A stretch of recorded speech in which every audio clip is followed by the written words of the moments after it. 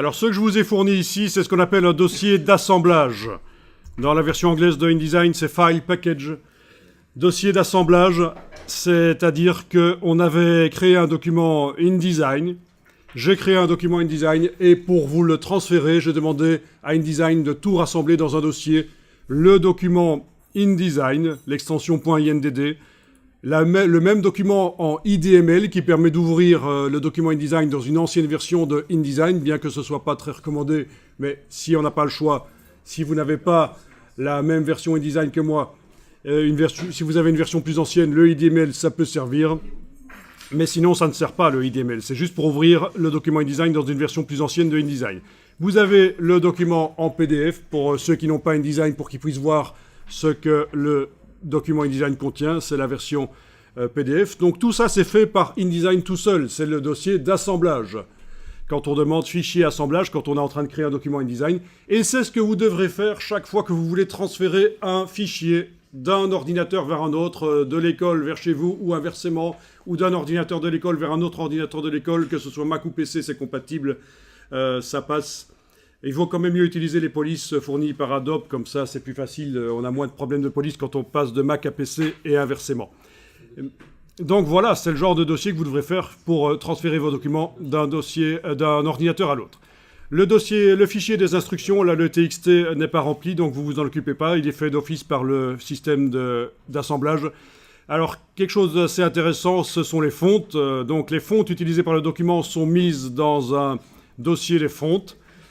Dans ce cas-ci, je ne sais pas, quand vous avez ouvert le document InDesign, si vous avez eu des messages sur les polices de caractères manquantes, ne vous en occupez pas. Logiquement, vous devriez installer les polices qui sont là, les installer sur l'ordinateur, dans le dossier fonte de l'ordinateur et relancer le document InDesign. Et là, le message de police manquante n'apparaîtrait plus. Mais on ne va pas s'ennuyer avec ça. Si vous avez des polices manquantes, ce n'est pas un problème pour ici. Le dossier des liens contient plein de liens, des ressources utilisées par le document InDesign, parce que les images haute définition ne sont pas réellement intégrées au document InDesign. Il les utilise, il y a un lien entre le document InDesign et les ressources. Alors on est sur un Mac, là vous êtes sur un Mac, vous n'avez pas eu de problème pour dézipper. Si vous essayez de dézipper le zip sur un PC, les noms longs d'images là ne passeront pas. Sauf si vous avez, et c'est possible depuis mai 2016, vous avez enclenché une fonction dans Windows qui permet d'accepter les noms longs. Mais la plupart des gens ne le font pas, ils ont un chemin d'accès limité à 256 caractères, et donc déjà, si on a des noms d'images qui sont longs comme ça, ça foire. Donc, si vous essayez de dézipper le zip que je vous ai refilé là, vous essayez de le dézipper sur un PC Windows, vous aurez des messages d'erreur, certaines images ne seront pas décompressées, elles ne seront pas dans le dossier final décompressé. Sur Windows, bien sûr, pour dézipper un zip, vous faites un clic droit extraire. C'est le gros piège de Windows. Quand vous double-cliquez sur le zip sur Windows, vous avez l'impression de voir l'intérieur du zip, vous avez l'impression que c'est décompressé, mais c'est inutilisable. Inutilisable. Vous ouvrez le document InDesign au départ d'un zip sur lequel vous avez double-cliqué sur Windows. Le document InDesign ne verra pas les images, il ne verra rien du tout. Ça va foirer. Donc, bien sûr, sur un Mac, on dézippe en double-cliquant sur le zip. Sur le PC, ce sera en faisant clic droit extraire. Donc le document qu'on utilise pour démarrer la formation aujourd'hui, c'est cette adresse-là, que je vous ai simplifiée avec le système Bitly. Et donc c'est cette adresse-là qui vous a permis de télécharger le document. Les majuscules, les minuscules, ça compte, 2F, PZ, B, JU. Il faut taper ça avec Bitly juste avant / dans un navigateur web et vous avez réussi à télécharger le document. Donc ici, je vais ouvrir dans InDesign le document INDD. Alors bien sûr, vous ne l'avez pas mis sur une clé USB, il ne faut jamais faire ça. On ne travaille jamais un fichier qui est sur une clé USB. C'est le meilleur moyen de perdre tout ce qu'on fait. Une clé USB, c'est pour transférer des informations d'un ordinateur à l'autre, éventuellement pour stocker, pour backuper, mais ne vous fiez surtout pas aux clés USB et ne travaillez jamais dans les logiciels directement au départ de la clé USB. Alors, le document ici, c'est ouvert. Donc, on va naviguer un peu dedans. Vous avez Alt roulette. La roulette de la souris en enfonçant la touche Alt permet de zoomer. Si la roulette ne fonctionne pas sur votre ordinateur, vous allez utiliser le raccourci clavier CMD barre d'espacement. C'est le raccourci pour la loupe et vous cliquez. Alors vous allez dire oui, il y a la loupe dans la palette des outils, mais bon, quand on est un peu pro, on ne va jamais activer ces choses-là dans les logiciels Adobe. On utilise les raccourcis clavier, on ne quitte pas l'outil qu'on est en train d'utiliser pour aller activer la loupe ou la main. C'est foireux. Donc barre d'espacement, touche commande sur le Mac, barre d'espacement contrôle quand vous serez sur un PC, quand vous cliquez, ça zoome en avant. Barre d'espacement, commande Alt, quand vous cliquez, ça zoome en arrière. Sinon, vous avez Alt roulette si vous avez la chance d'avoir une roulette qui fonctionne. Voilà. Alors, la palette des outils, chez moi, je l'ai mise en 2 colonnes, comme vous voyez. Je vous invite à la mettre également en 2 colonnes. Elle est en 1 colonne chez vous, mais le problème, c'est que les échantillons couleurs, tout ça est assez petit. Il y a des choses cachées. Donc, mettez ça en 2 colonnes avec la double flèche à cet endroit-ci, la palette des outils. 1 fois, 2 fois sur la double flèche. Si vous avez cliqué sur la croix, c'est malin. Vous n'avez plus de palette des outils. Donc, il faudra aller dans le menu Fenêtre, aller rechercher les outils pour les faire réapparaître. C'est par ordre alphabétique. Dans le menu Fenêtre, toutes les palettes sont là. Voilà. Donc, palette des outils en 2 colonnes, c'est parfait. Dans le bas de la palette des outils, quand elle est en 2 colonnes, vous avez 2 icônes. On peut aussi passer de l'une à l'autre, comme le petit infobule nous l'indique, en utilisant la lettre W. Donc, si vous n'êtes même pas en train de cliquer sur les icônes, vous utilisez la lettre W. Ça suppose que vous n'êtes pas en train de travailler dans du texte dans InDesign, bien sûr, sinon ça mettra un W dans votre texte. Mais quand on n'est pas en train de travailler sur du texte, voilà, on passe d'une icône à l'autre. Et on a donc 2 manières de voir les documents dans InDesign. La manière où on voit les constructions, et ça, en général, c'est comme ça qu'on bosse dans InDesign, on voit les constructions des choses, et la manière aperçue qui vous simule un peu la sortie finale. Ça vous enlève les constructions, sauf bien sûr quand on active avec la flèche noire certains blocs, on arrive à voir les constructions. Mais donc l'aperçu ici vous donne une prévisualisation du document final. Alors dans InDesign, un document final c'est quoi? Dans ce cas-ci, c'est clairement un document double page. On a une page de gauche et une page de droite. C'est un document recto verso. Mais dans InDesign, on peut également faire des applications, des magazines interactifs. Donc ça peut être pour une tablette, pour un smartphone. Au départ de InDesign, c'est des choses qui existent notamment quand on ajoute un module qui s'appelle Aquafadas, qui est ici. Voilà. Ça, vous ne l'avez pas, mais c'est gratuit. En tout cas, l'installation du module et apprendre à l'utiliser, c'est gratuit. Ça va commencer à douiller, à payer. Vous allez commencer à payer quand vous allez vouloir publier vos publications. C'est à ce moment-là que ça commence à coûter cher. Parce que publier des choses, des applications sur l'Apple Store ou sur le Google Play, tout ça, ça coûte cher. Mais donc, ça c'est la bonne nouvelle. Vous pourriez, si ça vous intéresse un jour, apprendre à faire des magazines interactifs. Mais bon, ça suppose que vous allez vous spécialiser dans la mise en page, ce qui n'est pas le cas de la plupart d'entre vous. Alors il faut savoir que ce cours de mise en page ici, c'est moi qui l'ai mis il y a 3 ans dans la première année, parce qu'on avait un petit problème, il n'y avait pas de cours de mise en page. Donc les étudiants étudiaient Illustrator, Photoshop, etc.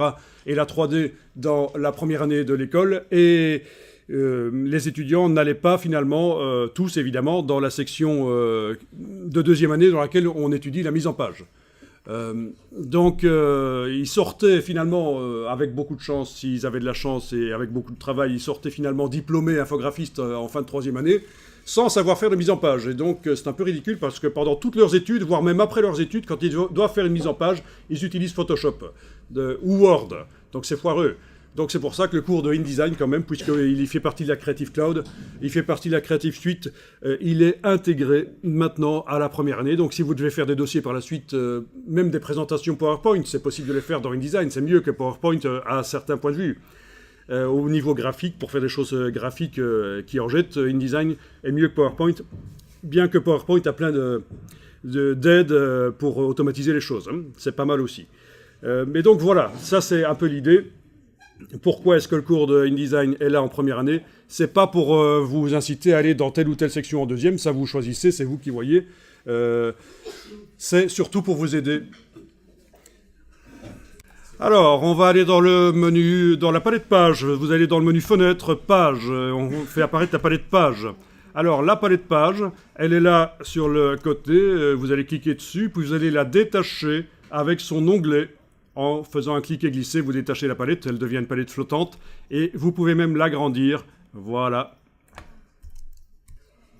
Alors, ma palette page, elle est particulière. Regardez, quand je la prends par son petit coin en bas à droite et que je la bouge, Eh bien, ok, j'ai rien dit parce que ça s'est effacé, donc...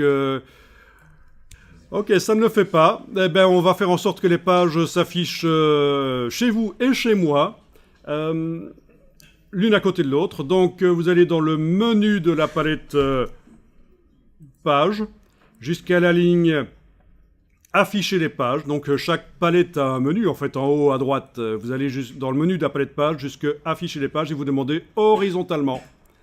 Voilà, et vous avez les pages horizontalement, sauf si bien sûr vous avez laissé la palette étroite comme ça, elles se mettent l'une au-dessus de l'autre en chemin de fer, on appelle ça le chemin de fer.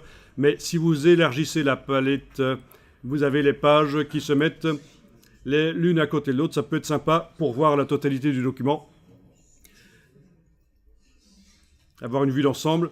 Alors par contre les gabarits, les modèles de pages sont toujours verticalement, donc on va aller également dans le menu de la palette pages jusqu'à la dernière ligne, option de panneau, et vous allez décocher ici l'option qui s'appelle afficher verticalement.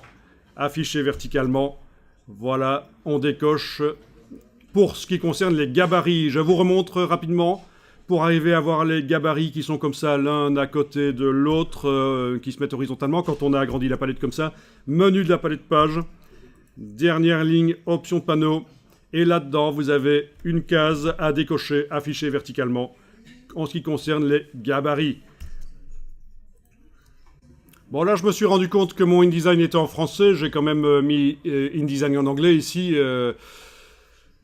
Donc, je suis allé changer la langue du système d'exploitation. Je suis passé de français à anglais. Et puis, je relance InDesign. Et étant donné qu'il a été installé en plusieurs versions, il va se lancer maintenant en anglais. Il va suivre la langue du système d'exploitation. Voilà, ça se voit déjà qu'il sera en anglais. Donc, au moins, on aura les menus en anglais. Ce sera quand même mieux. Voilà, le document se relance. Les menus sont en anglais, donc je vais aller voir la palette page, Window Pages. Et voilà. Et donc, ce que je suis allé vous montrer, c'était bien sûr dans le menu les options de panneau. Voilà, vous avez en anglais cette fois-ci. Ce sera plus sympa. Oui, quand même, parce que c'est quand même mieux. Évidemment, c'est pas à vous que je vais le dire que c'est quand même mieux d'utiliser les logiciels en anglais, parce que n'espérez pas que dans les villes multilangues comme Bruxelles, par exemple, vous ayez les logiciels en français. Ça va pas trop être possible. Alors voilà, vous avez la palette page, elle est séparée en deux parties. Vous avez au-dessus de la ligne horizontale qu'on voit là, au-dessus de la ligne horizontale, vous avez ce qu'on appelle les gabarits. C'est des modèles de pages. Certains gabarits ont été faits en créant des blocs roses. Voilà, ça c'est le gabarit de départ. Puis on a au départ de ce gabarit de départ le A. Il y a un gabarit B qui a été fait, où on a scindé les lignes horizontales, les blocs horizontaux, on les a scindés en 3 colonnes.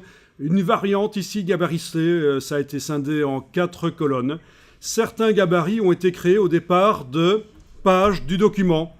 Donc ça, c'est tout à fait possible de créer des gabarits au départ de pages du document. On a le gabarit D, E, le F.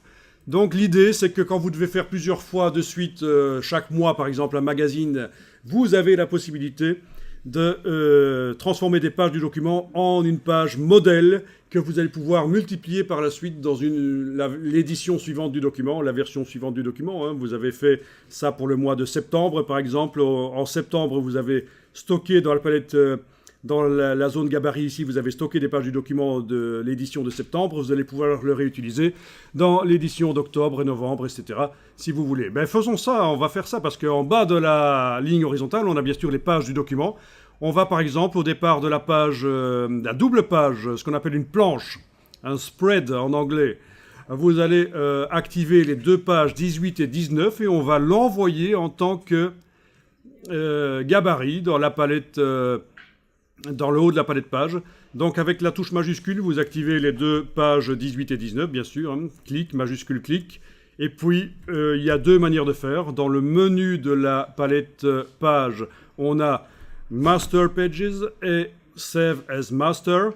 Ou alors, vous déplacez les deux pages là qui sont activées, vous les déplacez directement là dans la partie gabarit. Et voilà, vous avez un gabarit G. Ça veut dire qu'à tout moment, je pourrais ajouter des pages au document sur base de ça. Bien sûr, le texte va devoir changer, le titre va devoir changer, les images vont changer, vous aurez la même structure.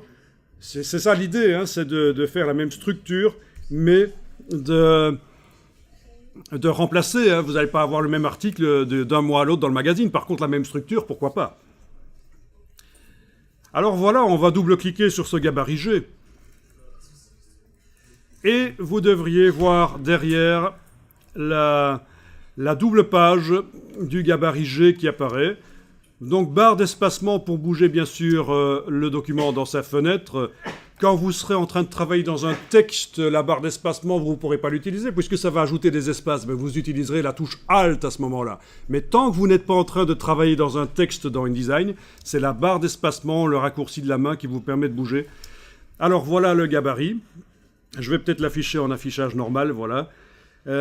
Et vous allez pouvoir peut-être l'adapter déjà, parce qu'il y aura un boulot qui va se faire chaque fois que vous allez utiliser ce gabarit pour créer des pages dans le document.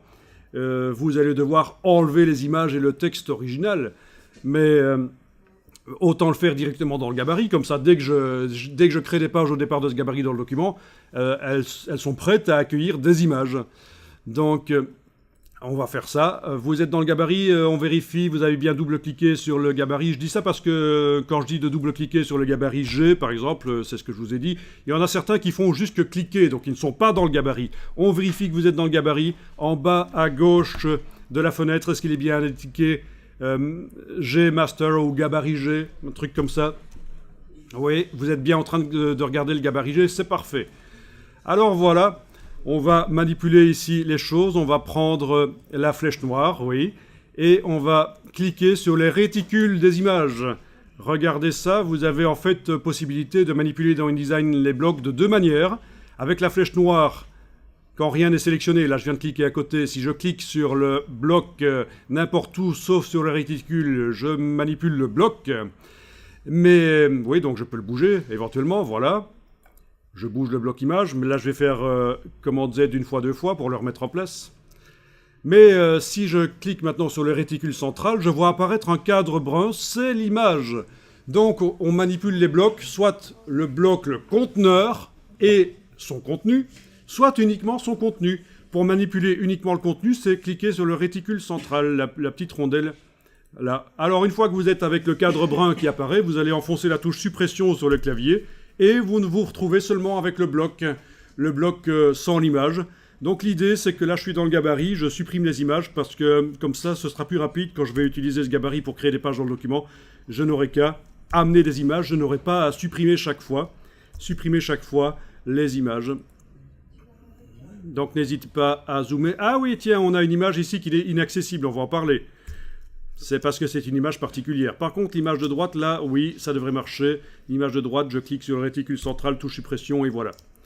Donc, les blocs sont roses, mais ça n'a pas d'importance, puisque quand il y a des images dedans, on ne les voit plus. Alors, ce sont des blocs qui sont... en fait, cette page-là, au départ, a été créée au départ d'un des gabarits. B ou C. C'est lequel au fait? Il faut regarder le nombre de colonnes. Bah oui, c'est le gabarit B, puisqu'il a 3 colonnes, le gabarit B. Donc ça se voit, cette page-là a été créée au départ du gabarit B. Et les blocs qui sont dans le gabarit B, vous allez pouvoir expérimenter ça un peu plus loin, sont déjà préformatés pour que quand on amène une image dedans, elle se redimensionne toute seule. Normalement, ça ne fonctionne pas comme ça dans InDesign. Quand on amène une image dans un bloc, il faut la redimensionner soi-même. Mais on peut préformater, pré-régler les blocs pour que l'image se redimensionne toute seule. Et c'est ce qui est fait ici, en fait. Et ces blocs-là roses qu'on voit dans le gabarit G sont toujours préformatés pour ça. Hein. Si vous voulez voir le préformatage, c'est simple. Vous sélectionnez un des blocs avec la flèche noire et vous allez dans le menu Objet, Object Fitting, Objet Ajustement, et vous allez voir les options d'ajustement de blocs. C'est là que ça se pré-règle un bloc. Et ils sont pré-réglés, donc les blocs, ça se voit ici, pour que quand on amène une image dans un bloc, l'image remplisse le bloc, mais sans être écrasée dans un sens ou l'autre. Les proportions sont gardées. Et elle se centre dans le bloc. Voilà, donc c'est là que ça se passe, le pré-réglage des blocs. Alors pourquoi est-ce qu'on a une image là qui ne veut pas se sélectionner? C'est une question de calque. Oui, vous avez des calques dans InDesign, comme on en a dans Photoshop ou dans Illustrator. Alors on va aller dans le menu Fenêtre. jusqu'à la ligne Calque, Window Layers, et vous allez voir qu'en fait il s'agit d'une image particulière, c'est une image qui habille. Elle habille le texte. D'ailleurs, on va pousser un peu plus loin cette histoire d'habillage aujourd'hui. Donc, actuellement, le seul calque sur lequel je travaille, c'est le calque qui contient les images normales, on va dire, qui sont à côté du texte, et le texte. Voilà, ça c'est le calque sur lequel on est en train de travailler. Il n'est pas verrouillé. On a créé un calque précédemment, spécialement pour les images qui habillent. C'est plus simple de les mettre sur leur propre calque. Alors, ce que vous allez faire, vous allez déverrouiller le calque habillage et par sécurité, pour que ce soit plus facile à manipuler, vous allez verrouiller le calque image et texte. Donc voilà, il suffit d'enlever le verrou en face du calque habillage et de mettre un verrou en face du calque image et texte. Et maintenant, quand vous cliquez sur le bloc, sur le réticule central du bloc de l'image qui habille, vous avez possibilité d'enfoncer la touche suppression et voilà, c'est supprimé. Ah tiens, ce bloc-là n'a pas de bloc de fond rose, parce qu'il ne vient pas du gabarit, en fait, on l'a créé directement sur la page. Bon, si vous voulez voir un peu ce que ça donne, l'habillage, vous pouvez manipuler le bloc. Alors, voyons un peu si on peut le prendre par l'intérieur, oui. Avec la flèche noire, vous pouvez le déplacer, comme ça vous voyez que chaque fois que vous placez à un endroit le bloc, il pousse le texte tourne autour du bloc. Alors bien sûr, si vous mettez le bloc au milieu d'une colonne, c'est foireux. Ça ne se fait pas, ça, parce que vous avez le début d'une ligne qui continue après l'image, là. C'est complètement foireux. On ne fait pas ça. Quand les blocs qui habillent, si on les met sur du texte, on les met soit sur le bord du texte, soit au milieu d'une colonne. Voilà, comme ça. C'est quand même beaucoup mieux. Alors on va enregistrer le document, vous faites File, Save As, menu fichier enregistrer sous, et vous allez enregistrer dans le dossier d'assemblage ici, enregistrer le document. Mais je vous demande d'enregistrer régulièrement sous un nom différent, c'est toujours mieux.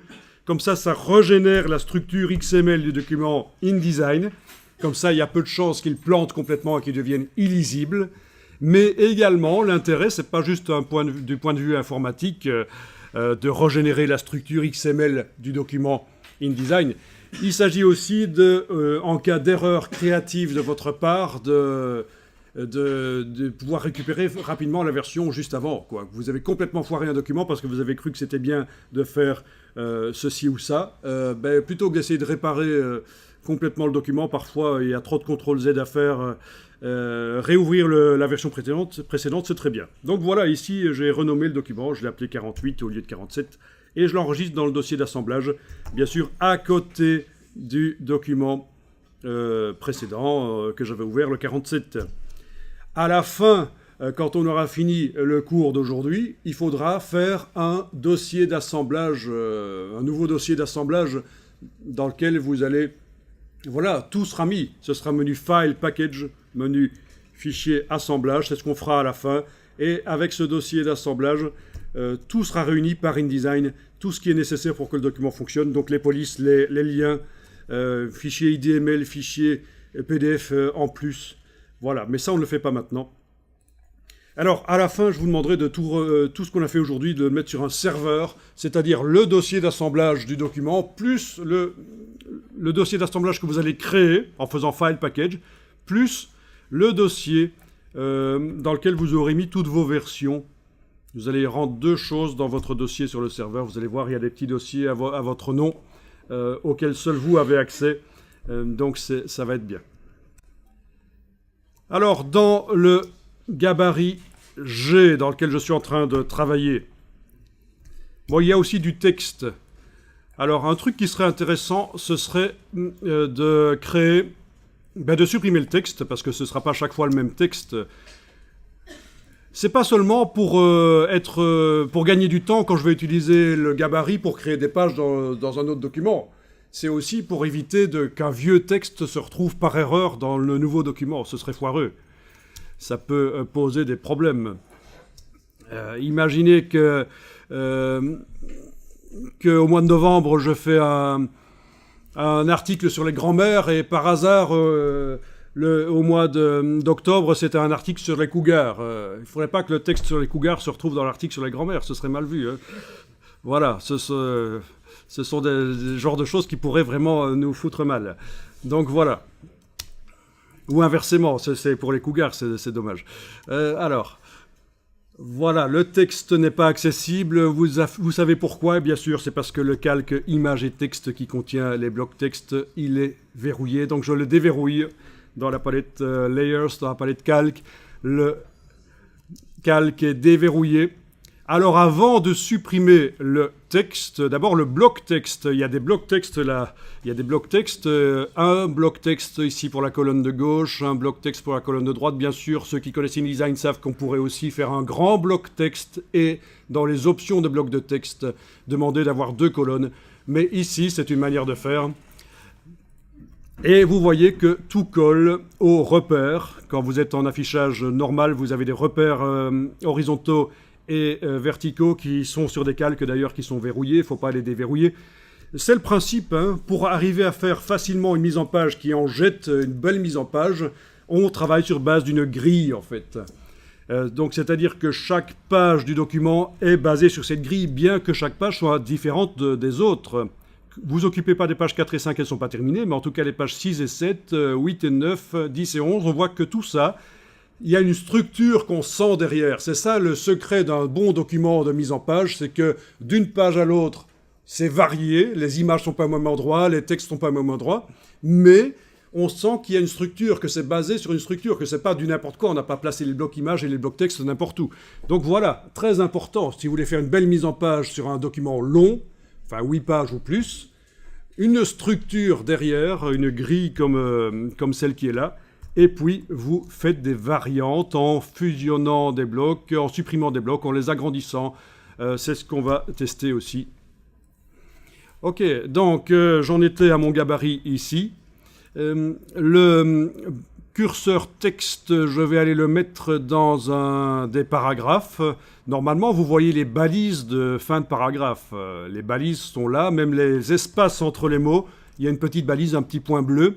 Ça permet de repérer là où il y a des doubles espaces, notamment. Ah oui, je suis en train de travailler dans le texte avec l'outil texte. Donc je vous avais dit, touche Alt pour arriver à bouger dans la fenêtre. Sinon, ça fait des espaces, évidemment. Alors c'est un texte qui est copié-collé de Wikipédia. Il doit encore être nettoyé, notamment les références aux notes de bas de page. Là, voilà, c'est le genre de choses qui peut être nettoyé. C'est un texte qui a été copié-collé de Wikipédia. Pour ceux qui se poseraient la question, est-ce qu'on peut récupérer les hyperliens de Wikipédia? Oui, mais il ne faut pas le faire par copier-coller, il faut importer le texte à ce moment-là. C'est une autre chose, et ça n'a d'intérêt que quand vous faites un document interactif au départ de InDesign. Donc si c'est un document imprimé, les hyperliens de Wikipédia, tous les hyperliens qui étaient dans le texte ont disparu, bien sûr, et c'est pas grave, c'est très bien. Donc le texte a été transféré de Wikipédia par copier-coller au départ du navigateur web. Ok, donc vous mettez le curseur texte n'importe où dans le bloc. Tout le monde voit les balises quand vous êtes en affichage normal. Ça, c'est parce qu'on a été demandé dans le menu texte, menu type, on a été demandé de montrer les caractères masqués, show hidden characters. Et bien sûr, ici, ça propose de les masquer puisqu'ils sont déjà montrés. Alors voilà, l'idée, c'est de faire, avant de supprimer le texte du gabarit, c'est d'en faire quand même un style. Pour pouvoir rapidement recoller du texte et réappliquer le style, le formatage en fait. Alors voilà, vous allez dans le menu texte et vous demandez style de paragraphe. Donc la palette style de paragraphe devrait apparaître. Alors, la palette style de paragraphe arrive avec une palette qui s'appelle style de caractère. Quelle est la différence ? Eh bien, il faut considérer qu'un style de paragraphe, c'est pour formater l'entièreté d'un paragraphe. L'entièreté d'un paragraphe. Alors que un style de caractère, c'est pour modifier certains mots. Par exemple, je veux que certains mots soient en italique, ils soient en oblique penché dans le texte, plutôt que d'aller enclencher chaque fois dans la palette caractère, aller chercher la police, la variante de police ici, italique, pour chaque mot, je peux utiliser un style de caractère. Donc les styles de caractère, dans un premier temps, vous ne les utilisez pas. On utilise les styles de paragraphe. Donc voilà, pour l'instant, ce paragraphe-là utilise le style qui s'appelle paragraphe de base. Ben, bien sûr, on va créer un style de paragraphe au départ de ce texte. Vous allez dans le menu de la palette style de paragraphe et vous demandez nouveau style de paragraphe. Et là, vous allez pouvoir même lui donner un nom ici. Donc, je vais l'appeler corps du texte ou en anglais body. C'est le texte qu'on rencontre le plus souvent dans le document. En fait, c'est le texte standard du document. On appelle ça le body ou le corps du texte en français. Alors, quand vous créez un... Ne cliquez pas encore sur OK, attention. Quand vous créez un style de paragraphe, ou n'importe quel style d'ailleurs, ça peut être un style d'objet, un style de caractère, un style de cellule pour les tableaux, un style de tableau ou quoi que ce soit, faites attention à deux choses.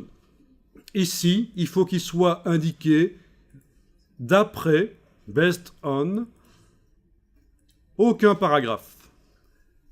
Parce que c'est un système qui s'appelle le parentage de style, et c'est pour ceux qui sont un peu plus habitués à InDesign, qui sont un peu plus avancés dans InDesign.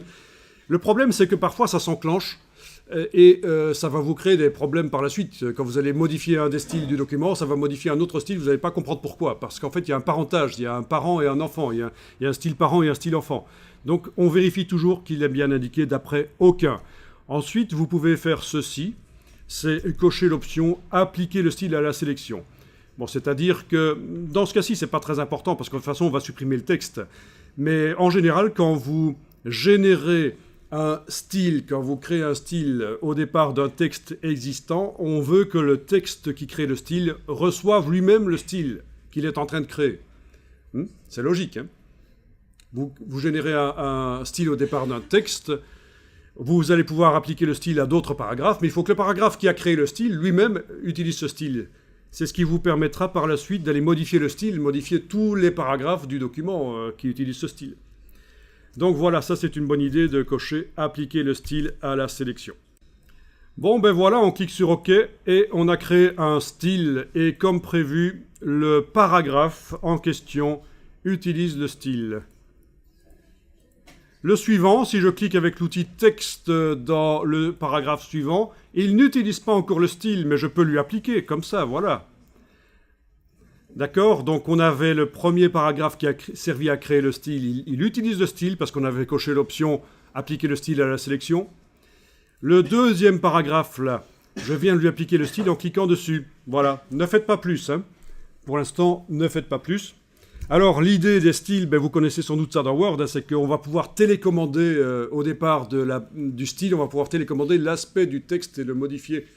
Par exemple, ben, essayons ça, sans même avoir bien sûr le texte sélectionné. Ici, vous allez désélectionner avec la flèche noire, vous cliquez à côté de la page, donc le bloc n'est plus sélectionné. Avec la flèche noire, vous cliquez à côté de la page, le bloc n'est plus sélectionné. Vous allez pouvoir télécommander l'aspect de ce paragraphe. Donc en double-cliquant des paragraphes qui utilisent ce style, en double-cliquant sur le nom du style, allez-y. N'oubliez pas d'avoir cliqué à côté de la page avec la flèche noire pour désélectionner tout. Voilà. Donc vous avez la possibilité d'aller modifier notamment la dimension du caractère. On va aller dans les formats de caractère de base ici. On est à 12 points. Vous avez une case aperçue à cocher si vous voulez voir derrière ce que ça donne directement. Donc dans la boîte qui s'est ouverte, la boîte des options de style de paragraphe qui s'est ouverte quand vous avez double-cliqué sur votre nom de style de paragraphe, vous allez dans les formats de caractère de base, vous cochez la case aperçue en bas à gauche, et quand vous modifiez bien sûr notamment la taille du caractère, on voit que ça modifie les paragraphes qui utilisent ce style, mais pas les autres. Alors, une fois que vous avez fait ça, là j'ai cliqué sur OK, je vais faire commande Z, CTRL Z, j'annule la modification du style parce que la taille du caractère était bonne ici. Ça allait. Voilà, pour ceux qui ne connaissaient pas les styles de paragraphes, qui sont peut-être assez peu nombreux à mon avis, vous avez compris le principe. On télécommande l'aspect de tout un document, même des centaines de pages vont pouvoir être modifiées comme ça grâce au style. Ça suppose que tous les paragraphes utilisent le style. Donc si je veux évidemment appliquer rapidement ce style à tous les paragraphes qui sont là, je fais clic avec l'outil texte, je clique dedans, je fais un commande A qui correspond à édition tout sélectionné. Vous voyez que Sur la page de droite, ça se sélectionne aussi, parce qu'en fait, on a affaire à des blocs qui sont chaînés. Il y a un chaînage. Le texte qui arrive en bas du bloc de gauche, là, il coule dans le bloc de droite. Quand il arrive en bas du bloc de droite, il coule dans le bloc de la page de droite. C'est du texte qui est chaîné. Et là, on peut évidemment appliquer le style à tout le texte, ce qui suppose maintenant que quand je clique avec la flèche noire à côté de la page, rien n'est sélectionné. Je peux quand même télécommander l'aspect du texte qui utilise ces paragraphes. Voilà, par exemple, changer la police, je mets le curseur là. Est-ce que ma case aperçue est toujours cochée? Normalement, oui. Oui, elle est cochée. Je mets par exemple le curseur là et je peux jouer avec les flèches haut et bas sur le clavier pour changer la police de caractère. Alors parfois, certaines polices n'apparaissent pas parce que le texte devient trop grand. Voilà, c'est comme ça qu'on change la police de caractère. Alors bien sûr, pour les polices de caractère, regardez ce qui se fait dans les magazines. Quand vous devez choisir une police, ne faites pas n'importe quoi. Évidemment, on ne va pas mettre du gothique sur tout le texte. Là. Voilà, ça, par exemple, si vous faites un document InDesign avec du texte comme ça, c'est complètement pourri. Ça paraît évident, quoi. Hein. Vous ne faites pas ça, hein. Ça, c'est nul, quoi. À moins qu'il y ait vraiment une raison de le faire. Vous faites un document éventuellement... Ben c'est pas lisible en plus. Hein. Mais vous faites un document en rapport avec Harry Potter, pourquoi pas. Mais sinon, vous oubliez ça. Hein. Alors, autre chose à éviter, c'est ceci. Ne le faites pas, je vous montre. Je sélectionne les deux blocs ici. Je vais changer la couleur ici du fond de bloc. Je vous dis ce qu'il ne faut absolument pas faire en mise en page. Hein. Et je mets le fond du bloc en noir. Là, je suis juste allé chercher dans menu fenêtre, couleur, le nuancier. Ne faites pas ça. Alors le noir, je vais le monter à 100%, voilà. Du coup, je clique à côté des blocs qui ne sont plus sélectionnés. Je vais aller dans le style de paragraphe ici. Demander de modifier la couleur des caractères et je vais les faire passer en blanc. Alors ça pose plein de problèmes. Quand vous imprimez, l'encre va déborder sur les lettres et elles vont s'affiner, ça va être pourri. Elles vont changer d'aspect. Et également, voilà, c'est difficile à lire. Et je vous préviens tout de suite parce que je vois souvent des étudiants qui font des documents de mise en page où quasiment sur toutes les pages, c'est du texte blanc sur fond noir. C'est vraiment mauvais.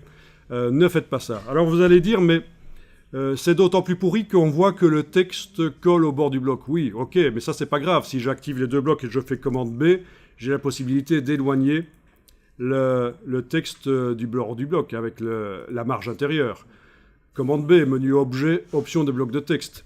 Donc le problème n'est pas là. Le problème c'est surtout que c'est moche, quoi. Et en plus, ça fait des gros pâtés d'encre noire qui ont du mal à sécher quand les feuilles sortent de la presse et ça salit, les feuilles se salissent les unes des autres. Ça consomme plus d'encre. Les imprimeurs détestent ça, bien sûr. Ils vont vous facturer un peu plus, éventuellement. Enfin, voilà, évitez ça. Par contre, bon, éventuellement, pour un petit encadré, un petit texte, pourquoi pas. Surtout pour un affichage sur tablette, pourquoi pas. Mais non, franchement, évitez ça. Je fais plusieurs commandes Z. C'est illimité, les commandes Z. Au niveau de InDesign. Voilà. Donc, commande majuscule Z pour réappliquer éventuellement, pour aller en avant. Hein. Commande Z pour aller en arrière, commande majuscule Z pour aller en avant. Voyons un peu la palette des styles de paragraphes qui était là. Voilà, ok. Est-ce que c'est bon? Oui, ok. Bon. Vous avez créé votre style de paragraphe. Ben maintenant, vous allez pouvoir supprimer le texte. Vous avez en quelque sorte stocké l'aspect du texte, donc supprimez-le. On met le curseur texte dans le bloc texte, on fait commande A. Tout se sélectionne même sur la page de droite, je vous ai dit, c'est parce que c'est chaîné. On enfonce la touche suppression, voilà. Ce qui est important, c'est que les blocs sont toujours là, en fait. Hein. Si vous avez supprimé les blocs, c'est idiot. Il faudra les refaire pour mettre du texte. Voilà, enregistrer le document sous un certain nom.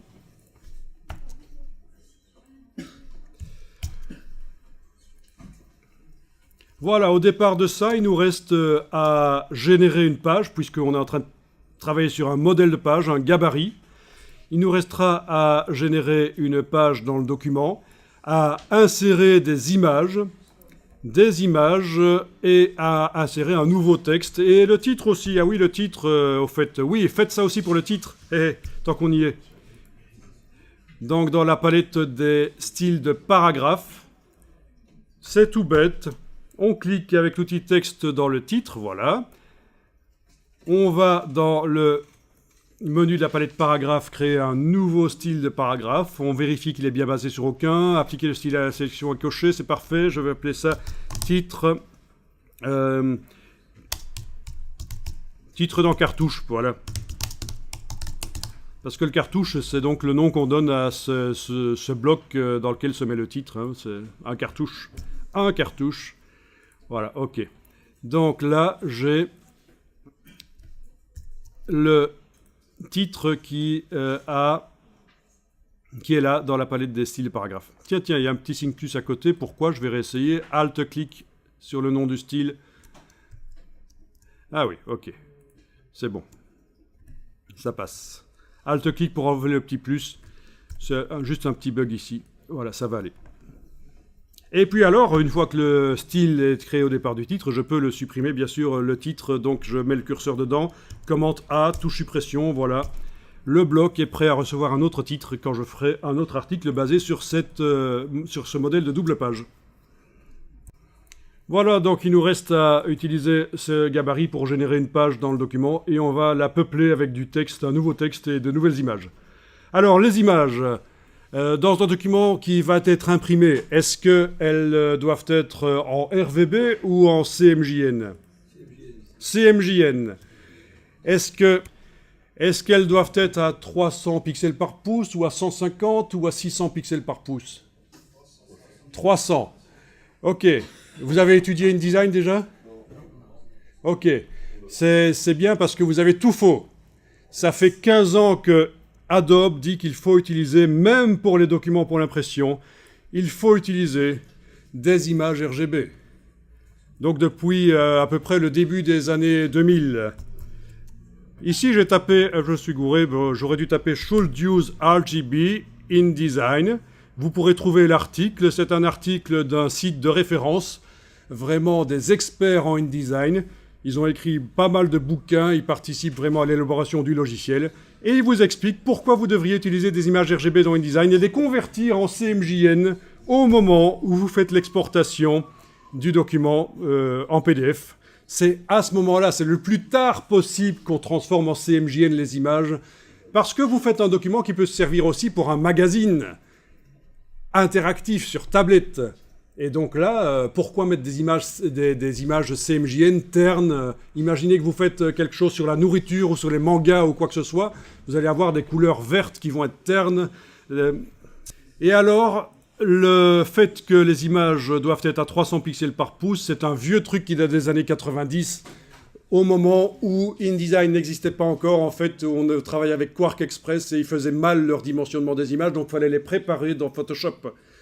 Mais ce qui compte, c'est la résolution effective dans InDesign. Je vous montre ici, je vais aller sur une page, par exemple la 14, je double-clique sur la page 14. Je vais faire apparaître la palette des liens, menu fenêtre, liens, window links. Et là, j'ai les images utilisées dans le document. Je sélectionne un bloc qui contient une image, voilà par exemple celle-là, avec la flèche noire.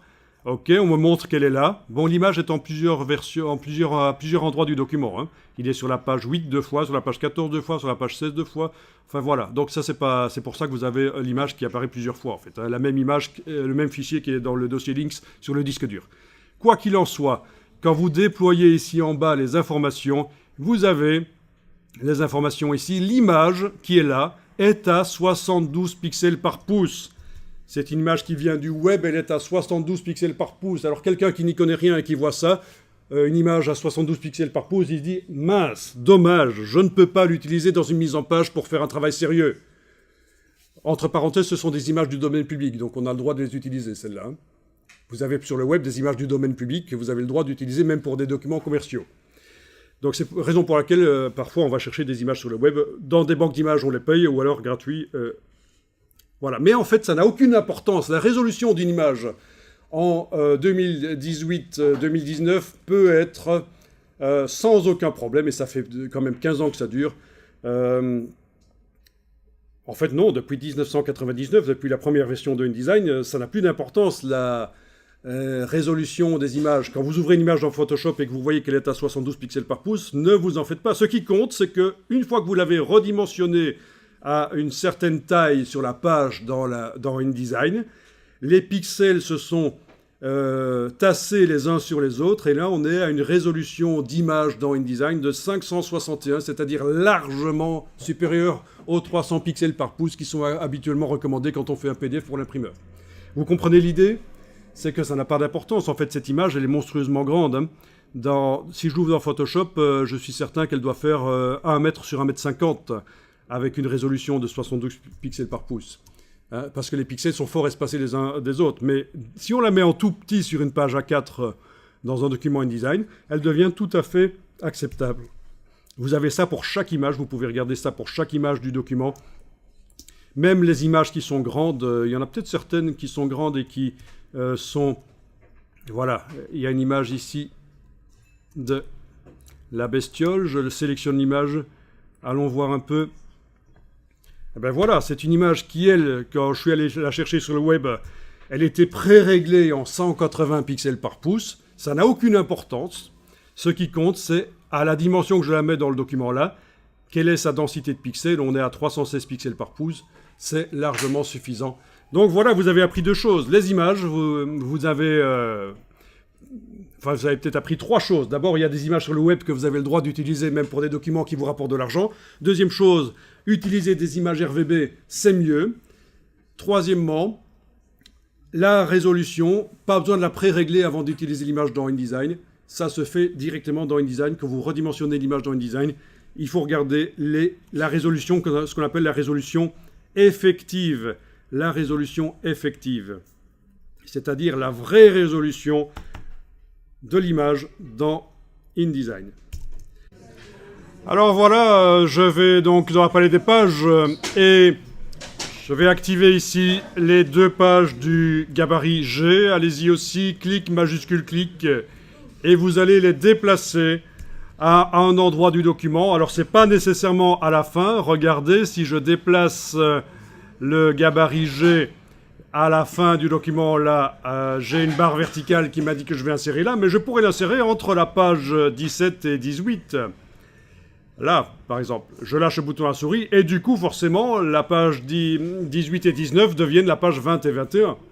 C'est logique. Ça renomme forcément les pages automatiquement, c'est une numérotation automatique.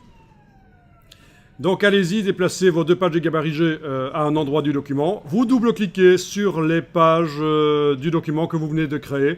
On vérifie bien, parce que quand je dis de double-cliquer, il y en a souvent qui font juste cliquer et ça ne le fait pas. Alors, quand vous avez double-cliqué sur une des pages, là, 18 ou 19, enfin en tout cas, ça dépend où vous l'avez inséré, évidemment. Les pages que vous venez d'insérer, vous allez vérifier que vous êtes bien dans le document. Il n'est pas ici indiqué G. Parce qu'il ne faudrait pas travailler dans le gabarit. Ce serait ennuyeux. On s'est cassé la tête à enlever le texte et les images, c'est pas pour aller en remettre. Donc attention, ne travaillez pas dans le gabarit. Il n'est pas indiqué G en bas. Il est bien indiqué un numéro de page. Voilà. Donc les pages sont là. Parfait. Et voyons un peu, on va aller mettre un titre... Bon, ben, par exemple, voyons un peu. Ah oui, on n'arrive à rien sélectionner, c'est logique. Si vous essayez avec la flèche noire sur les pages de sélectionner les blocs roses là qui contiennent les images, ou le bloc qui doit contenir le titre, ou le bloc qui doit contenir le texte, rien ne se sélectionne parce qu'en fait, tout est verrouillé. Ce qui vient d'un gabarit est verrouillé. Alors pour le déverrouiller, il faut enfoncer les touches commande et majuscules sur le Mac, ou contrôle majuscule sur le PC, et cliquez sur le bloc, et vous voyez ces poignées qui apparaissent, il est déverrouillé.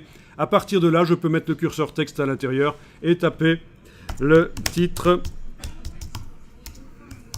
n'importe quoi.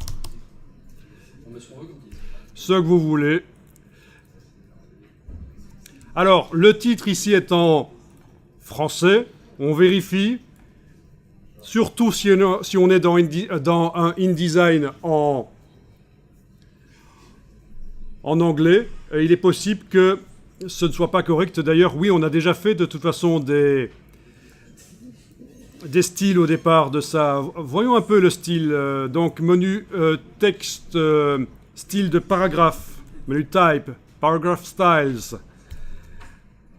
Ok, il utilise bien déjà le bon style. Titre dans cartouche.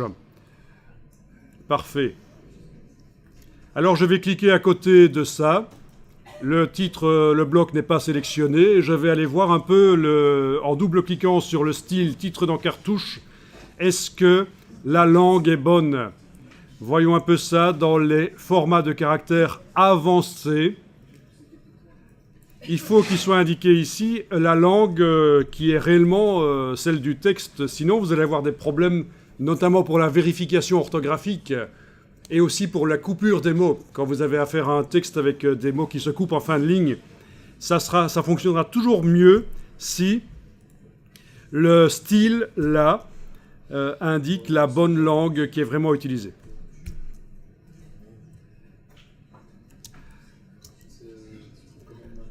Alors, il y a plein d'autres choses à déverrouiller sur les pages. Là, on a déverrouillé seulement ce bloc-là. Mais on va déverrouiller tout d'un coup. C'est parce qu'on ne va pas commencer à faire commande majuscule et cliquer sur chaque bloc. Ça va être un peu pénible. Donc voilà, vous allez faire ceci. Vous allez activer les deux pages avec la touche majuscule, clic, majuscule, clic. Elles sont activées toutes les deux. Et une fois que vous avez fait ça, vous allez demander dans le menu de la palette page, Override all master page items. Donc, c'est dans la version française. Libérer tous les éléments du gabarit, un truc du genre. Donc, il faut avoir activé les deux pages avec clic, majuscule, clic, bien sûr. Et puis, vous allez dans le menu de la palette page jusqu'à cette ligne. Et voilà, normalement, maintenant, quand vous cliquez sur les éléments de la page 18 et 19, ils sont tous déverrouillés, c'est parfait. Nickel. Alors voilà, vous allez amener des images dans ces blocs. Alors les images, on ne va pas aller les chercher sur le web, il y a déjà des images qui sont dans le dossier Links, on va utiliser celle-là. Alors on y va, on va cliquer à côté de la page. Aucun bloc n'est activé, c'est mieux. Voilà, aucun bloc n'est activé sur les pages ici, 18 et 19 dans mon cas. Et vous allez faire File, Place, donc menu Fichier, Importer. Menu Fichier, Importer, et vous allez chercher là où les images se trouvent, dans le dossier Links. Dans le dossier Links, vous allez chercher les choses. Alors voyons un peu ça. Je vais faire un affichage par icône. Voilà, un affichage par icône. Et je vais aller sélectionner plusieurs images. Donc dans ce cas-ci, je vais prendre de temps en temps des images de bestioles. Et avec la touche commande, vous voyez, avec la touche CMD du Mac ou la touche contrôle du PC, on peut aller comme ça, activer. Vous prenez celle que vous voulez, ça n'a pas d'importance ici. J'ai pris des voitures, j'ai pris des bestioles immondes. Et voilà. Bon, ben j'en ai pris pas mal parce que j'ai que 4 blocs images là en fait. Et j'ai quand même 5 blocs images. Il ne faut pas oublier celui qui habille là, qu'on peut aussi utiliser. Et j'ai pris plus que 5 images, mais c'est pas grave. Voilà, ouvrir. Donc ouvrir dans la boîte fichier importé. Ne faites pas fichier ouvrir dans le menu fichier, ne faites pas ouvrir pour ouvrir des images, ça ne marche pas. C'est uniquement pour ouvrir des documents InDesign. Ici, on a fait File Placed, fichier importé. On est allé dans le dossier le dossier d'assemblage, dans le dossier Links, on est allé faire afficher par icône, on a fait commande, clic sur plein d'images, elles sont sélectionnées, ouvrir ici. Et on a 7 images qui sont... 7 images sont dans le curseur. On peut passer d'une image à l'autre avec les touches gauche et droite sur le clavier. Et vous décidez laquelle vous mettez où. Bon, ben par exemple, celle-là, je vais la mettre ici. Donc je clique sur le grand bloc rose, pas sur le bord du bloc, vraiment sur une zone où il n'y a rien, ou que du rose. Clic, voilà, et elle y va. Je clique ici pour celle-là. Non, je vais choisir un peu avec les touches au clavier. Voilà, là je vais cliquer. Et là, qu'est-ce que je vais mettre encore?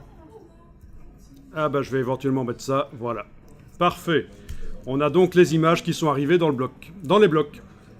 Bon alors ceci vous ne faites pas, mais on a un petit problème chez un participant ici. Je vais recréer le problème.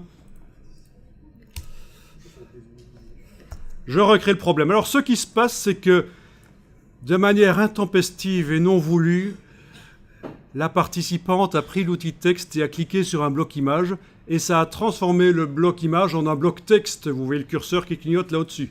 Et évidemment, quand on essaye d'amener une image dedans, maintenant, ça ne fonctionne plus. Il va falloir reconvertir le bloc texte en bloc image. Donc, avec la flèche noire, ben, vas-y, tu peux le sélectionner. Puis, on va dans le menu Objet, Contenu, et on dit, tiens, c'est pas du texte, c'est du graphisme. Et évidemment, ça ne va pas fonctionner si on a déjà tapé du texte. Je vais vérifier, je tape du texte. Objet, contenu. Ah ben non, c'est grisé. Il faut que ce soit vidé.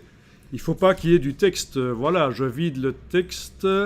Et objet, contenu, graphique. Voilà, on voit les diagonales qui réapparaissent. Et là, on pourra mettre l'image dedans. C'est quelque chose qui arrive, mais bon, ça fait partie de l'utilisation basique de InDesign. Et c'est ça qui est intéressant, c'est que vous êtes nombreux et qu'il y a plein de problèmes qui apparaissent. Et ça, c'est des choses qui peuvent arriver un jour ou l'autre à tout le monde. Bien, donc je vais aller réimporter une image, File Place.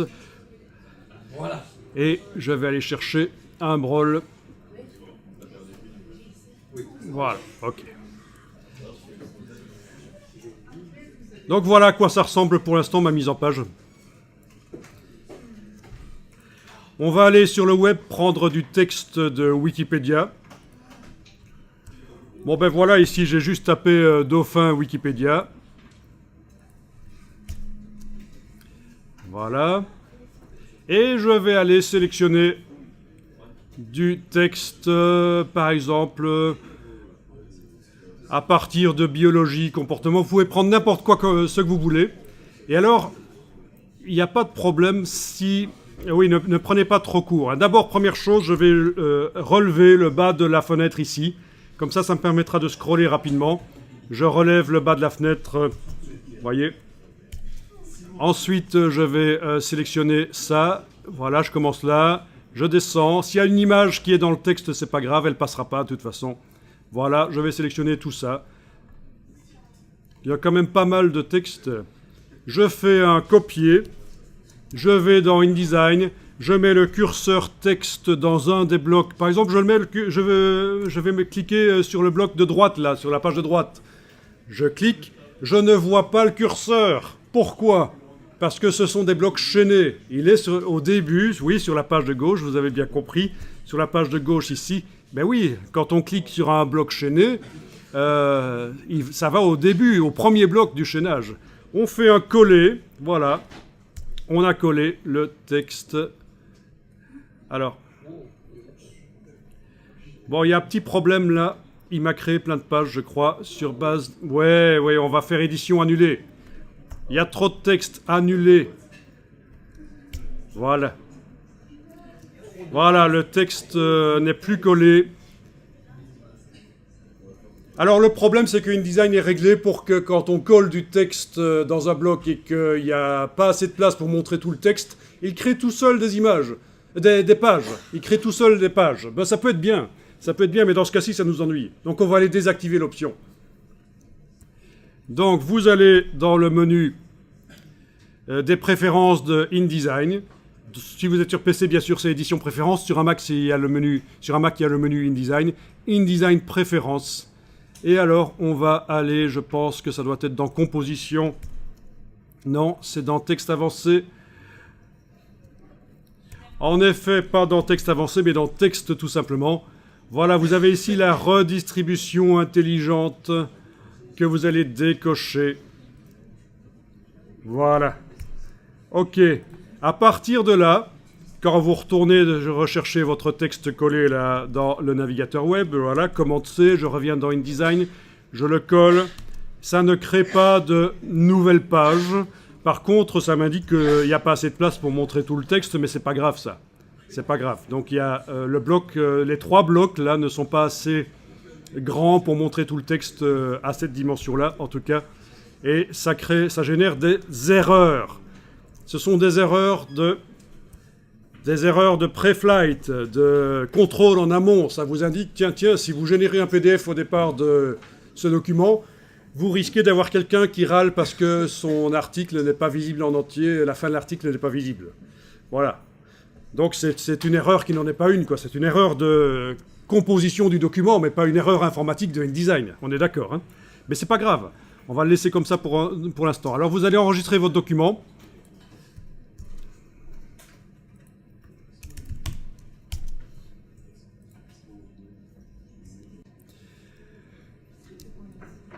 Alors voilà, on va appliquer le style de paragraphe au paragraphe. Vous mettez le curseur texte dans un des blocs, vous faites commande A et on va appliquer le style paragraphe. Mais c'est déjà appliqué, c'est parfait, donc ça va.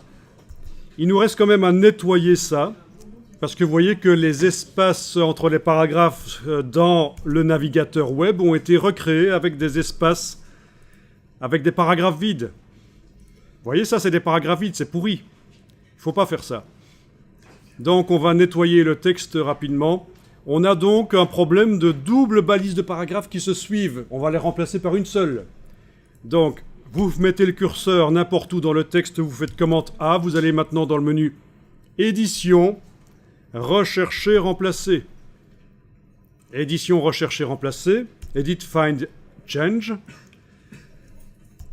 Et vous allez juste ici indiquer qu'est-ce que vous cherchez. Le petit gizmo ici vous indique que vous allez chercher une balise de fin de paragraphe, suivie directement d'une autre balise de fin de paragraphe, et vous la remplacez par une balise de fin de paragraphe. D'accord? Et vous faites tout modifier, change all, voilà, 14 changements. Je recommence encore au cas où il y aurait 3 balises de fin de paragraphe qui se suivaient, mais ce n'est pas le cas. Jusqu'à ce qu'on m'a dit qu'il y a 0 remplacements qui sont faits. Donc ça a nettoyé rapidement tout le texte. Done, voilà, c'est fait. Parfait.